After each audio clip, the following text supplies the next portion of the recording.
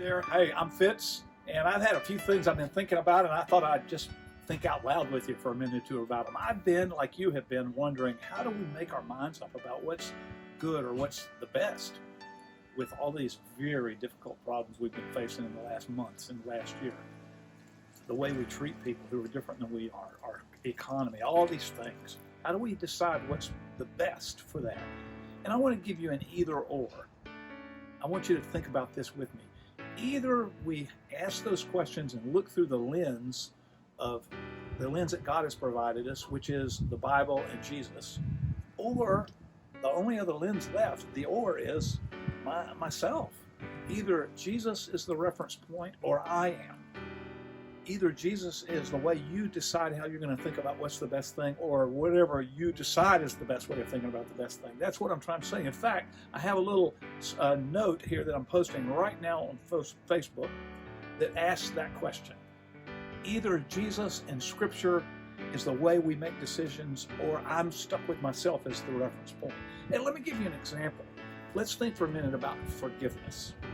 How should I think about forgiveness?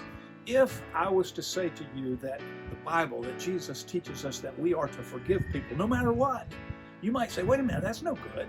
That's unfair. I don't like that. I mean, I'm the one that got hurt. I'm letting them off scot-free. Is that a right way to think about forgiveness? And if I left myself to be the reference point, I might say, well, I don't have to forgive, and I'm not going to forgive.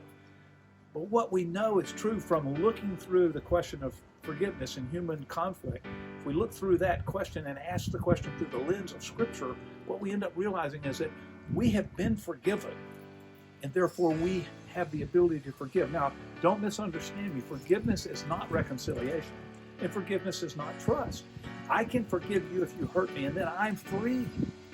But if I think that I shouldn't forgive you unless you have first said, okay, I'm sorry, then I'm still entrapped in the frustration and the anger and the resentment, and I become a prisoner myself. So looking through forgiveness, for instance, through the lens of Scripture, we learn that yes, we forgive no matter who it is and no matter what they did, because that's what God has done for us. So think about how you're going to make a commitment to looking at all of life's hardest questions through the lens of Scripture, and let's do it together.